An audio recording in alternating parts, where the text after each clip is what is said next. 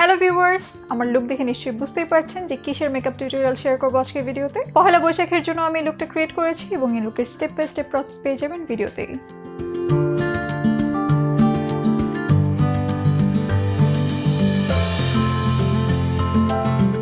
আমার চুলে ভলিউম পেতে আমি এভাবে রোলার্সের সাহায্যে আমার চুলগুলো রোল করে নিয়েছি। মেকআপ শেষে এগুলো খুলে ফেলবো আমি। আমার স্কিন প্রিপেয়ার করাই আছে, এবার ডিরেক্টলি ফাউন্ডেশন অ্যাপ্লাই করে নিচ্ছি।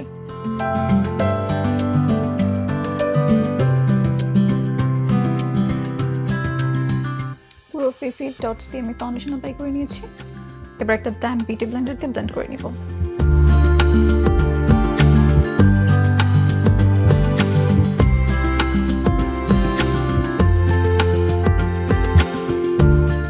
এবার আমার আন্ডার আইস সহ ফেসের অন্যান্য হাই পয়েন্টস আমি কনসিলার অ্যাপ্লাই করে নিচ্ছি। আমার আই এরিয়াতে যেহেতু আমি একটু বেশি কভারেজ চাই, এজন্য আই এরিয়া সবার লাস্টে ব্লেন্ড করব।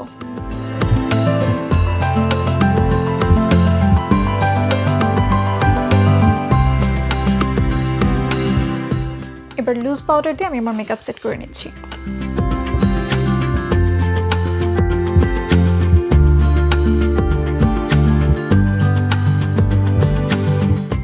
এবার কন্ট্যুর, ব্লাশ এবং হাইলাইটার অ্যাপ্লাই করে দিচ্ছি।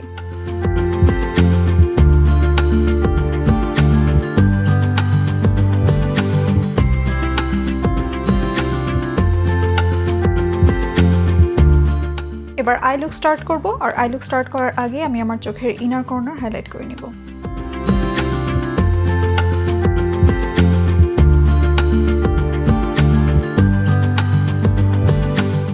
আই লুক আমি ব্রাউন এবং গোল্ডেনের মধ্যে রাখবো, তাই প্রথমে ট্রানজিশন শেড হিসেবে আমি খুবই সফট একটা ব্রাউন কালার ইউজ করছি।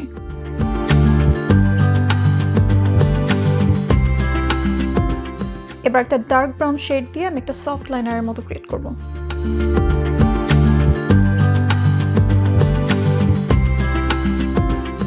এবার ব্রাউন্স বা কপার গোল্ডেন টাইপের একটা শিমারি আইশ্যাডো অ্যাপ্লাই করে নিব। এবার আইলাইনার অ্যাপ্লাই করে নিচ্ছি।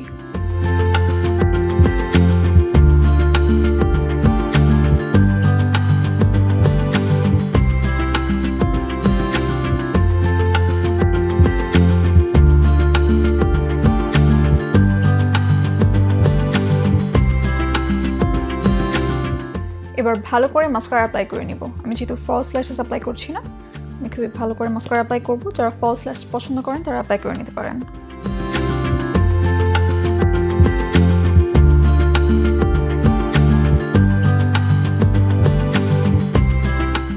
লাস্টলি লিপস্টিক অ্যাপ্লাই করে নিব।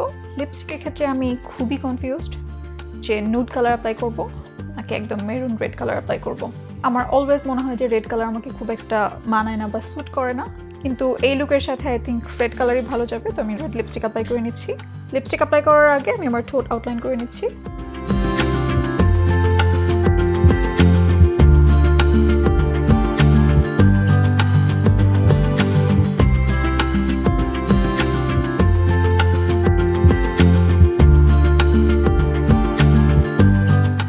আমি সেটিং স্প্রে অ্যাপ্লাই করতে ভুলে গেছি, কিন্তু আপনারা অবশ্যই ভুলবেন না, কারণ বৈশাখে অনেক বেশি গরম থাকবে এবং হিউমিড ওয়েদার থাকবে। Setting spray important. আমার মেকআপ লুক কমপ্লিট। এবার আমি জাস্ট আমার হেয়ার সেট করে নিব এবং জুয়েলারি পরে নিব।